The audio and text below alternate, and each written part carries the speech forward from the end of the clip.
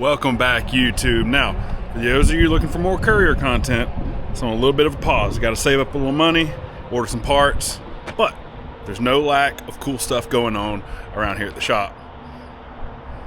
As you can see, it's going to be a long Monday, if you know what I mean. Laying here on the ground is an 86 GMC Sierra Classic. It's our buddy Jay Quiggin's truck. He's already done a ton of work.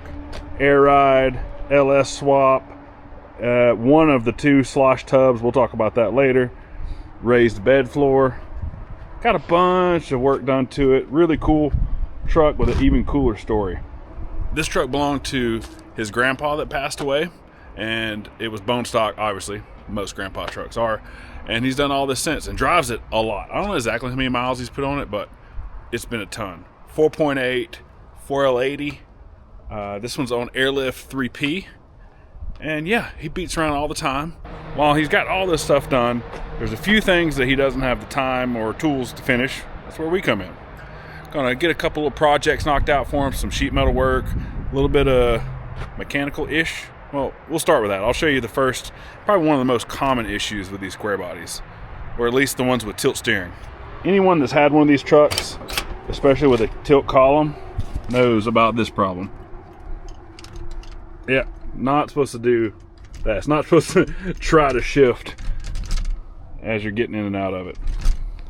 Now, the actual issue with these columns is there's two bolts down way deep inside the column that they just back out. It's just a thing. I've fixed several of them. It's always the same problem.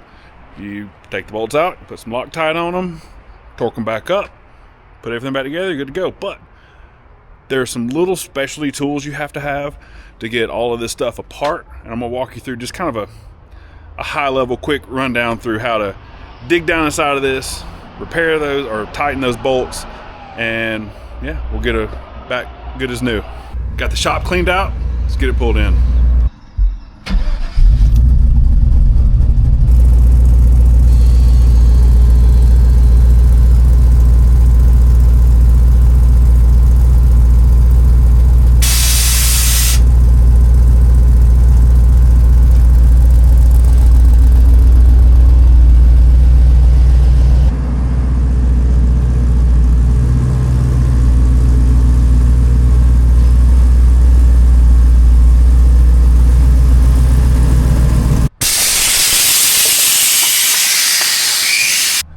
Now that we had a little fun, let's actually get to work.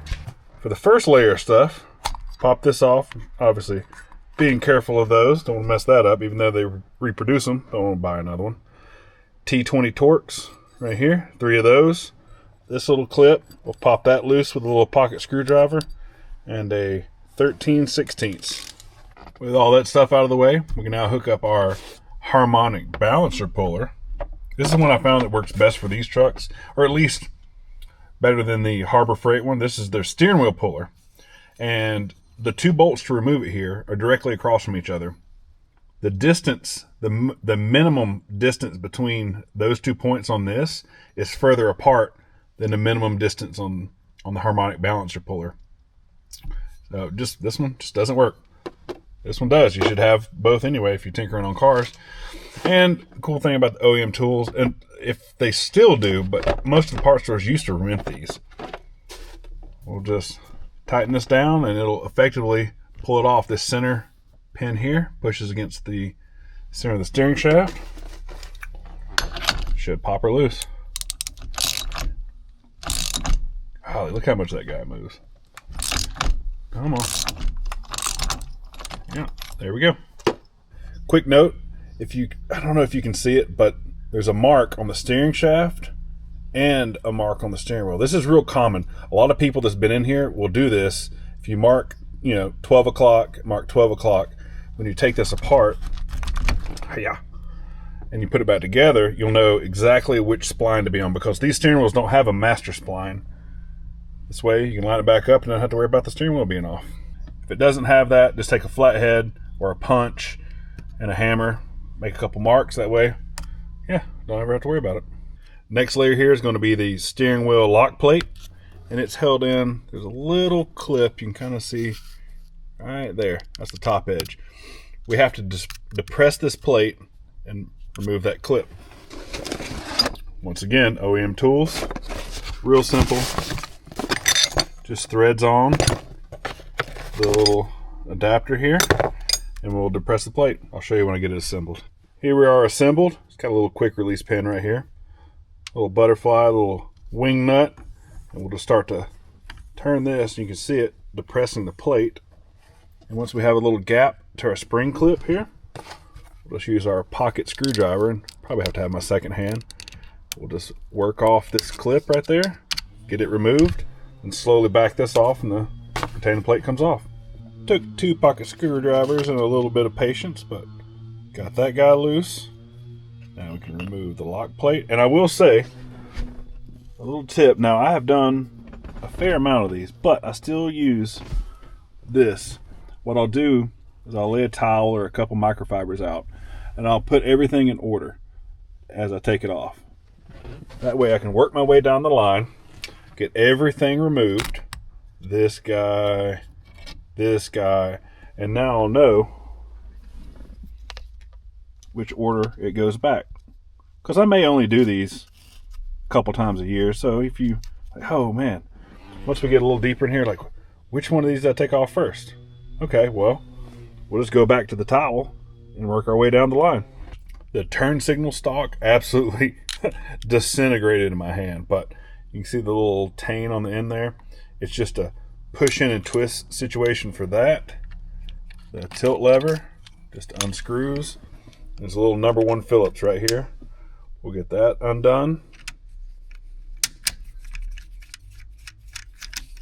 Like that. And then 1, 2, 3 Phillips head. I have seen these Torx before. I don't know which one was factory. I've seen both. Don't know if it's a year split, but 1, 2, 3 Phillips. That's going to get our blinker mechanism. And I accidentally skipped ahead. This little guy sneaks down in here and bolts right there. Little Phillips head. This is the actuator for the turn signals. Get those out. We can pull this back out of the way. We have this little guy right here. It lives in this little square with this little clip. Pull that out. And then we have a Torx right here for the lock cylinder and 3 for this housing. If you notice, the wiring harness on the blinker switch here doesn't have a lot of slack. I almost got ahead of myself and almost forgot you got to take these 2 panels off as well. This one. Pull this guy up a little bit. Oop. Drop that. Now we'll take off these 2 brackets, unplug our harnesses, and that'll give us the slack we need. First bracket here dropped out of the way. Second bracket dropped out of the way. Now, also unplugged this one. Still got to unplug that one, but look at the difference here. Look how much slack we have now. It's going to help us when we remove our housing here. And also, he supplied a new blinker switch that has the turn signal wire. It's going to make it easier to feed that back through. We removed the 3 bolts holding that on, and now we can drop that piece and set this whole assembly back just like that. Now we get to the scary stuff. With trucks this old, it's typical they've been messed with in some way, shape, form, or fashion. This one, definitely been into. There's supposed to be a black sheath that holds these in here. That was my first indication. It's missing.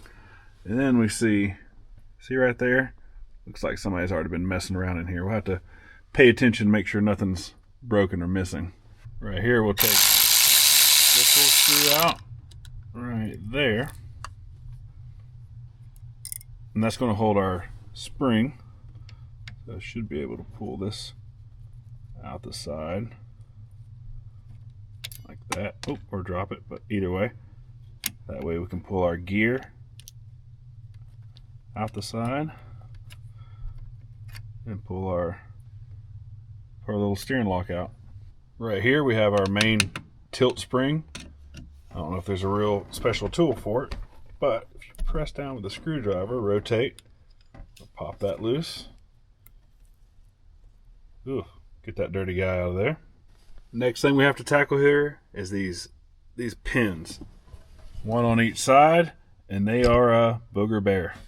Now, they do make a tool to pull these pins out.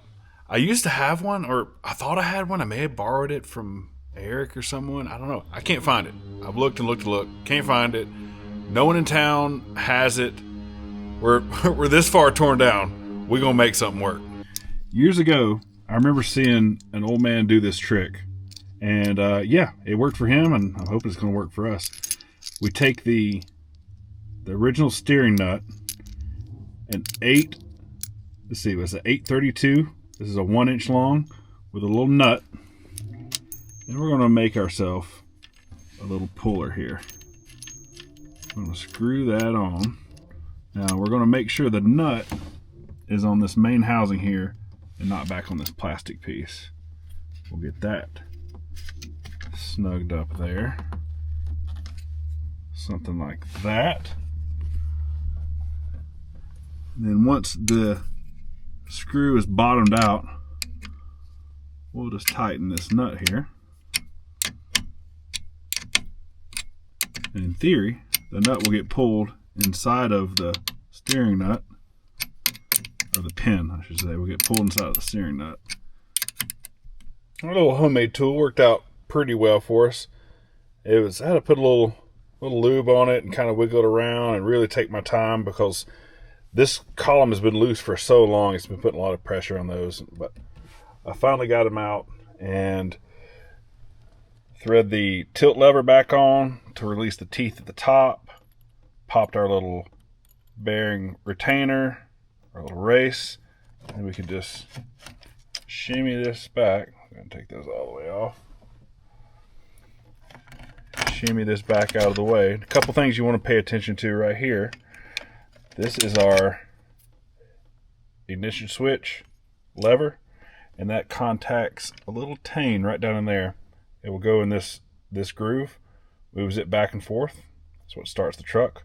Make sure we get that back into position. And also this little rod goes right up under the dash, and this is going to be our high beams. Let's make sure we get that back. But the culprit, as we can see right here, you see that? You see that guy right there? I can literally turn that bolt by hand, and that one is backed off as well. These two are going to be our problem. There's actually a third one on the bottom as well. We're going to take those guys out, clean them up really well, wire wheel, brake parts cleaner. I'm going to Loctite them, torque them up, and just throw everything back together. As I'm putting it together, I'll show you a couple little tips and tricks. We're going to kind of move through this pretty quickly. In the last video, I asked people whether they wanted to see more in-depth, like we're doing here, step-by-step kind of breakdown of things, or highlight and just kind of project recaps. A lot of you said you want to see in-depth. So we're going to put a little more into it, but I'm not going to bore you with a 30-minute, 40-minute tutorial of how to take it apart and that much longer putting it back together. There's a lot of great YouTube videos out there. If you have any little small questions, just reference some of those. This is kind of highlights. This is fun. This is entertaining, working on our buddy's truck. A few side notes going back together. I actually misspoke. There's 4 bolts, not 3. We've already taken those out one at a time, and they were questionable. They had rocked back and forth in there so long, the threads were just full of this pewter pot metal. I'm hoping they stick. They should be fine. They felt like they snugged up really nice. I used red Loctite on them, torqued them down. They should all be good now. And when we're putting them back together, these pivot pins, I'll put them in halfway at first, just to be sure our little piece here that connects to the nub, all that works correctly. And everywhere there's a point, like here, anywhere that there's any movement, I make sure I grease everything really well, and make sure everything rotates, feels good with no drags, no catches, nothing funny. Just kind of keep tracking of it as you go. Keep building your way up. Really should have pointed it out, but there's 2 sets of bearings. When you have this piece off, there's the inner and outer, or upper and lower, whatever you want to call them here. Make sure that they look good. There's no balls missing, and the races aren't cracked. There's just plastic races. Everything was good here. Cleaned it out. Once again, red and tacky grease. Now that the steering column's finished, we're going to move on to the next project, our favorite, sheet metal work. as you can see here, Jay has raised the bed floor to clear all the suspension. Didn't have to put any kind of notch or hump or doghouse in it. And in doing that, you now have created this gap, which is kind of ugly. You do something about that. And also, he's outfitted it with a Blazer style tank and the gas fill right here, and it just kind of dangles and hangs out and does whatever it wants to. This thing not being mounted, vibrating around, is going to eventually either crack the welds on the tank, the filler neck, the rubber line may crack, the hose that connects it, who knows. We got to get that mounted solid. And also maybe a little higher and a little better angle so that he can get the gas nozzle in. And then in the corners here, also got to make some little fillers for this.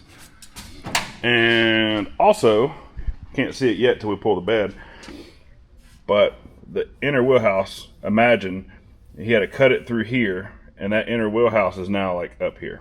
Got to connect those two, and finally we got to make some bed braces. I don't know if you can see how much this thing moves around. Oh yeah, you can see right there. That doesn't look cool dragging down the block. Got to tighten that up. First things first, let's pull the bed off. Let's get it a nice working height. Start cutting metal. Okay, we got the bed off here. A lot of different ways to do this. They make rigs that hook up and land right under these bed rails where you can lift it off with an engine hoist. You've seen us lift them off with an engine hoist before, but being a long bed, our hoist boom isn't long enough to get out there in the middle where we need to be to make it centered. I just tied it up here to the lift, you know, from the bottom of here, up under here on the front, lifted it up. Yeah, and we got it at a good working height. We have a couple of these bed dollies that I've made and repurposed. I actually just stacked two of them on top of each other. So now we're at a good working height where I can crawl up under the fender wells when we decide to do that. Now our gas fill has to go somewhere. Once again, it started out down here like this, but it was hard to get the gas neck in and it was clicking off. So we're going to try to raise it and give it a little bit of an angle so that the gas filler can go in like this instead of like this or have to be sideways. I think that was what's causing his filling issues. We're going to move it up, and I've just started tracing out here. I just took and spun this around, traced it out, and started drawing lines. And I was way overcomplicating in my head. Sometimes we just got to dig in here and start cutting, see what happens, see what we can make out of it. I have a theory in my head of how to do it. I'm over here trying to figure out, like, oh, how can I do it with the least amount of welds? And no, let's get it cut out so I can set it in place and get a better idea of where it needs to be. Then we can figure out how to make our panels. Been tinkering around here. Got this face cut out. Now, this piece here, you can see this is the outside, and there's also an inside, and it creates essentially a C channel. I cut the face almost all the way to the top, left about 3/16 or so, and cut the back piece about halfway up. Before I had my paper in there, I held this in there, and there was a nice angle. I cut the little top edge off of here to kind of play with heights. I decided it's going to look really good right there. It'll essentially have a break in it right there, and then we'll see if we can do this one-handed. We're going to build some little side panels. Boop. Kind of something like that. You're going to curve in at a little bit of an angle right there. That'll look really nice. Look better than just a real squared off box. Yeah, so they'll be kind of pointed inward there. We'll weld up this little extra hole. We'll build a, I don't know, I guess you'd say a roof for it, just so it's nice and finished off. And the filler neck itself is designed factory to go from the back, which it'll go from this, the back of this as well. We'll cut out the circle there. It'll mount from the back. And if my calculations are correct, or pretty close, once this is in, right here, all the way in, when you look down, the cap should disappear into it, in theory. If not, it'll be really, really close. Either way, we'll go ahead and cut up some metal out here and see how this actually looks when it's turned into steel. Got the first three pieces made. Went ahead and welded the main one in here, ground it out, set these up, and now these pieces I cut them, clamped them together, ground them out identical to make sure our angles are perfect which, I don't know, to the naked eye, they look really nice. All my angle gauges are too big to fit in here. I think it's gonna look great, especially, you know, by the time you fit this, it's gonna sit there-ish. Oh, yeah, like that. Now let's blaze these in. With everything welded up, ground out, radiused all of our edges, carbided the corners, if carbided is a word. I'm really happy with the way this turned out. I put us a little ceiling in here. Didn't necessarily have to have that. You would never see it. I don't know. But I felt like it needed it just to finish out the look. All this is eventually going to be body worked. So we just got it pretty close. Drilled our holes here. And for the height, from the center line of where we're at to where it was, is about 5.5 inches higher, which is awesome. That's going to really help our angle to the fuel tank. Any higher would have helped even more, but right now, see, we can still get our hand around it. You know, we can take this cap off, and it's not clumsy or awkward doing it. I'm a little clumsy, and yeah, I think it looks good. I'm extremely happy. Looking back, I kind of wish I would have broke another 90 on this, so we could have had a mounting flange for our finish panel. It's not the end of the world. I'll just weld a 90 on it. That's fine. It'll work out great. I'm gonna get that done. Go over here. We're gonna build our flanges on the 2 bed corners. Then we get to do the fun stuff, the actual main panel. All right, we got our flange added right here, welded out, ground out. That looks really nice. As well as our closeout panel, and added a flange here. The idea is gonna be one solid piece all the way across, obviously notched out for that, with some riv nuts. And across the bottom, we're going to break a flange in it 90 degrees for some rigidity. You can do these different ways. You could weld this in, which would be fine, but Jay asked for it to be removable in case he needed to get up under there, and it will make it a little easier. If he has to take the bed off, it'll make it easier access for the fuel neck, and some riv nuts, some stainless button head Allens. They'll look real classy. Might even do, we actually may do some craters around it. Maybe. We'll see how spicy I'm feeling at the end of this. But for now, we have to get this cut. It's a long piece. It's 67 5/8 inches across, which is way longer break than anyone I know has. But one of our neighbors that does gutters, I just asked him, and he has like a 8-foot break or something crazy like that. So we're going to go use his break first, though. We have to get it cut out and figure out what kind of beads we want to roll in this thing. It can't be normal. It's got to be something kind of cool. Don't know. I'm one, I actually tried drawing it out on paper, and I'm such a bad artist, it makes me like no, this ain't never gonna work. I'm one, I need to get it cut, hung up here with some Clecos, and I need to let the piece speak to me and see what it wants to be. Just got back from the local steel supplier and got this expensive beauty. This is a full 4x8 sheet of 18 gauge, cold rolled, so no mill scale. Usually I'll buy half sheets just because honestly they're cheaper and they're easier to handle, but half sheets are only 48 inches long and we need 67 5/8.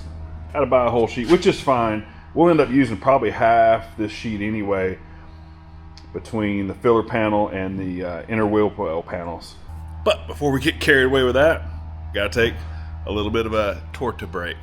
I'm telling you, one of the best Mexican places in Gainesville, Georgia, and there's no shortage of those here. A buddy of mine, Eduardo, owns this place, and actually we're just talking with him about potentially having a cruise in here. It's got a, well, I'll show you. You can kind of see it's a fairly decent size lot. I don't know. Maybe we'll have a BDSA cruise in one day. Get out and support our local restaurants, you know, and just have absolute delicious food. Here's what I had. Torta, if you've never seen one. They are so good. It's basically a Mexican sandwich. Couldn't have any audio because, well, they were blasting Latin music and I don't want to get a copyright strike. Back to work. Here we have a super messy workspace and the makings of what I think is going to be a really cool finish panel. We trimmed her out here around the fuel fill that's looking really cool. Got our corners radiused. Don't forget to radius your corners. And got a nice even gap down the side here. Now, the reason we did that and then go all the way to the corner is when we break our 90 down here, we're not gonna be able to flex the panel anymore to remove it. And it would have to go out the bottom, which you have frame rails there. It's just not gonna work that way. We're gonna have it where you're gonna take it out this way, so we have to have that little bit of a gap there. It'll be fine because all this will be nice and shiny red. This will be shiny red. It'll all disappear. Same thing, we put just a little gap around this corner. I don't like the way when they come all the way up to the edge. I like to have just a little bit of a gap there. It looks a little more finished. That way you'll see once again the nice shiny red inside and outside. Just looks better in my opinion. We've laid the design out here and I decided to go pretty simple, really. We're just taking inch and a quarter on the sides, boop, boop, here. And then what we did here is the center line of our trunnion is here. So when it folds, the tailgate's gonna sit more or less right there. And I didn't want a design that disappeared behind the tailgate. I wanted you to be able to see it. So when the tailgate's down, you'll be able to see the bottom of it. It just looks a little more thought out than having a bigger design but not be able to see the definition of the bottom. Or at least that's my theory. And if it gets a little confusing here, it's just once again inch and a quarter to a nice radius. And if this is confusing, well, yeah, it can be. The bed floor has just ever so slight amount of arc to it, and I was really torn. The upper line is in the inch and a quarter from the top edge of the arc. The bottom line is a straight line all the way across from one side to another. To me, and I even consulted with Taylor just because I want, extra set of eyes, and he's very artistic, so I trust his opinion on this kind of thing. It would look better to have these panels be the same size and have just that quarter-inch difference gap just right here in the center than it would be to have the panels that get bigger towards the middle. That would look kind of funny, and honestly, it's probably something that only I would ever notice. But if that looks funny, that's why. And I laid it out both ways so I can change my mind. I know where I'm going. Just if you run into this, if it's going to be confusing for you, start all over. But I think I will be able to remember where it's at. It's a couple Clecos, no permanent fasteners yet. Okay, it's time to fire the bead roller up. With this particular pattern, we want the center raised. And in case this looks familiar, I'll show you why. If you look at our tailgate center garnish panel thing, you can see center up goes around the handle, and on our panel it's going to be center up curved around our fuel fill. That way, just imagine opening the tailgate, or before you open the tailgate, you'll have the finished panel and you'll have a very, very similar shape right here. To me, it's the coolest, cleanest way to do it. We thought about coming in and through these side sections, add some asymmetrical, like a 45-degree line, and break an extra panel in here. But this isn't that kind of truck. If you remember, it has the oversized style rally wheels. The interior's pretty much original. I mean, it has slosh tubs, but they're the smooth ones, are not the bead rolled radical style ones. I just think that kind of thing would be kind of out of place on this. If it had crazy firewall filler delete, if it had custom inner fenders that are all bead rolled, you could tie more of that together, big billets. But to me, this will look OEM-ish. If GM would have raised the bed floor 6 inches, this is how they would have done it. I don't know. It just makes the most sense to me today. Because of the size of this panel and the throat depth of our machine, now this is the Mac Daddy Mittler Brothers deal here, but because of the throat depth, we can't roll all of the perimeter in one fell swoop with the dies in this position. We'll have to do half of it and then swap the dies top to bottom and finish it. Because when we come around, let's say we were doing one of these lines here, when we come around to finish it, see, it crashes into the machine. Oh well, that's just part of doing it in one piece. It's going to be a little bit more of a pain in the butt. We're going to try to start and stop towards the ends, just in case there is just a little bit of variation. It'll be over here or over here where it's not as noticeable. Once again, all this is going to get bodyworked and painted eventually. It'll be perfect, but for now we wanted to get it the best we can. So inconspicuous places like that makes the most sense.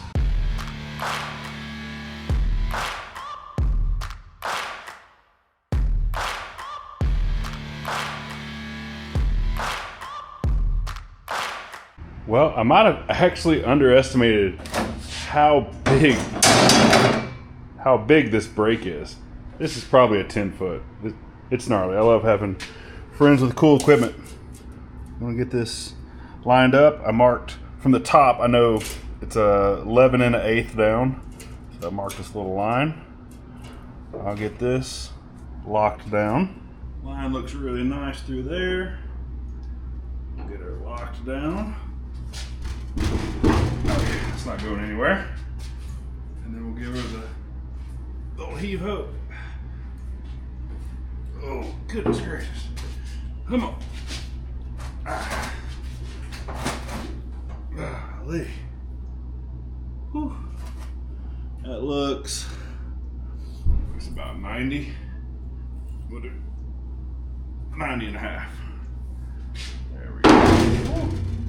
This thing is no joke. Come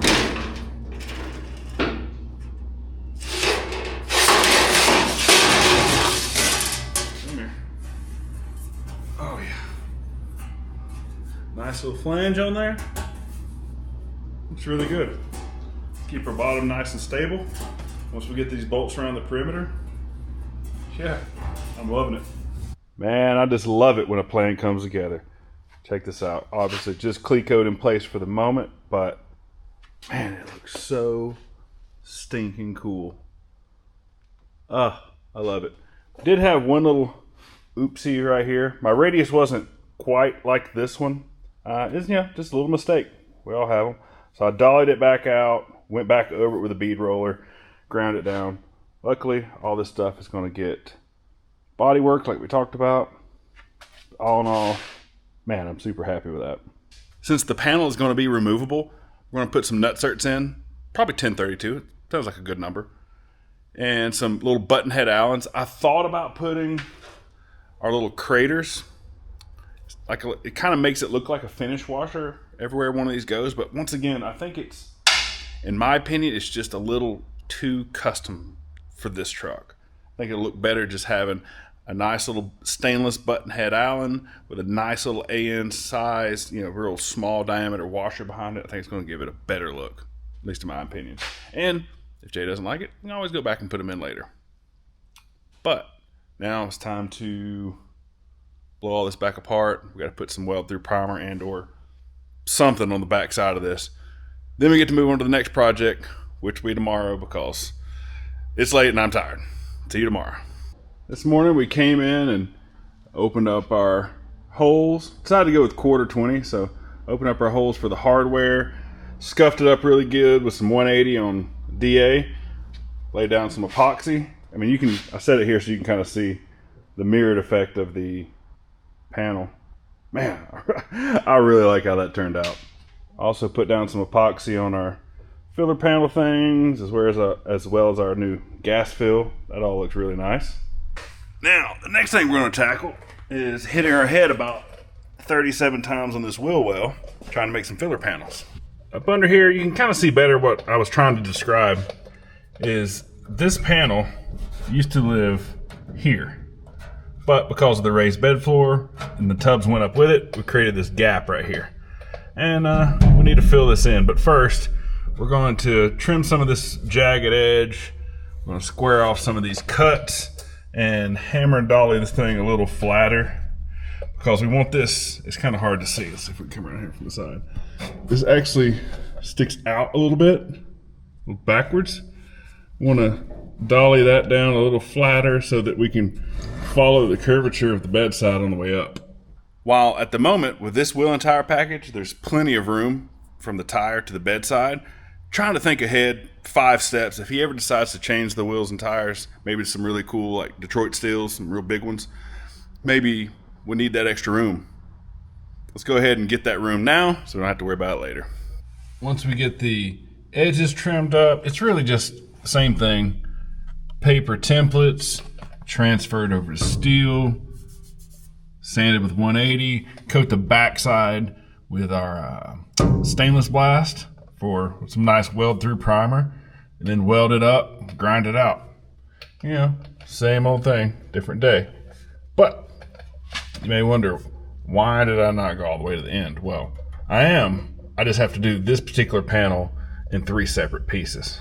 It's hard to tell up under there, but the way the ends are curved, it's too much of a compound curve for me to make in one piece. And, you know, if I had like a nice power hammer or some kind of mixture of English wheels and all those fancy metalworking tools that I don't have, I might be able to make this out of one piece, or I can just make it out of 3, weld it up, grind it out, and it's going to be just as strong. And on a truck like this, that's just going to be just a hardcore road warrior, it doesn't really matter if it's 1 or 3 pieces. As long as it's done well and it connects everything, to me, it doesn't really matter, because once this is all done, ground out, it's going to get epoxy and most likely, I haven't really talked to them, but most likely Raptor liner under here anyway. It's going to look great. And I'll just show you how complicated these end pieces are going to be. Currently they're in the paint booth, but we'll show you one for instance. If you look at it, see how to bend it that way and that way, but it has to have a different angle bend on that side and a different angle on this side. It's just very, very complex. It's going to be a little hard to hold it up here with one hand, but you get the idea. It'll get welded up through there, welded down through there. Yeah, you'll just have to take my word for it with this one-handed juggling here. It'll fit really nice once it's all welded out, which we'll start here in a minute. While that stuff's drying, I'm going to show you a couple little quick tech tips, if you will. I asked in the last video whether you want to see more in-depth stuff, and some people made the comment they want to see more tools and tips and tricks. Well, here's one that I learned actually today. Here's your run-of-the-mill Harbor Freight Special electric shears, and this is what I use to rough out the shapes out of our bigger sheets. And if you've ever used these, now there may be a really nicer version that I probably can't afford, but when these El Cheapos, they're like start and stop and start and stop, and you gotta push and angle, and you gotta mess with them a lot to get them to work, and they're kind of a pain in the butt. What I found though today, I've always sprayed a little WD-40 right here, and that's always helped. But today, when I had the pattern laying out here, I just took and just lightly spritzed, just very lightly, some WD on the panel itself. And man, it cut through it like butter. You got to clean the panel anyway. Not a big deal. Yeah, I mean, I think that's going to be the trick until I can afford a little better shearing situation. Maybe that'll help someone else out. On the topics of tools, I know y'all have seen me use this a million times. I absolutely love this thing. But with all tools, they have their pros and cons. I'll show you a con I found on this one. The little roller wheel here on the end is rubber lined, and I noticed after, I don't know, a couple months of using it, the edges of the rubber started to wear off, which made it, instead of flat, crowned, and it was wearing out the center of the paper. Well, whatever. I asked around on this little Facebook group, Harbor Freight Modifiers, pretty cool group if you haven't seen it, and there's an Astro part number that's a replacement wheel that's solid steel, and it fixes that. And honestly, kind of forgot to order it. And then midway through using it yesterday, the wheel what little bit of rubber was left melted, got down on the edges of it, and locked this up completely and shot the belt off of it. I was dead in the water. I had to go buy another one because I couldn't wait. I was literally in the middle of grinding out the back panel there up in that edge, and I had to have this. Now I know that I'm going to order that thing, the replacement one that's all metal. I'll probably order 2. Go ahead and put one on this, and that way I'll have a backup in case anything ever happens to this in the future. Then I don't have to go to Harbor Freight and spend an extra $100 and something. And also having 2 of them, that'll let Taylor have one to use on his side. That way he quits stealing my stuff, which he's pretty bad about. There we go. Welded up. Ground out. Even took a wire brush to it just to make sure we get all that little bit of welding slag and whatnot off. You have the best chance of adhesion. Happy with that. Now we gotta go do the other side, but just to show you, oh, come here, light. Before, remember how floppy the bed sides were? It really stiffened up the bed sides. The rear, or excuse me, the front doesn't need any kind of support. The rear is really stiff here. It's a little floppy at the bottom. We might still put a support rod from here over to the chassis, or from here up to that brace, maybe. Might still do something, but this really helped the rigidity a lot. Now we just have to see whether he wants to pony up for the Raptor liner or not. And that is a wrap for this week. Was going to work today, Saturday, but decided to go enjoy ourselves. Took the Blazer to a show. Check out what we got. Yeah, best interior. Best interior. Now, I picked it. Now, why did we get it? Because I picked it.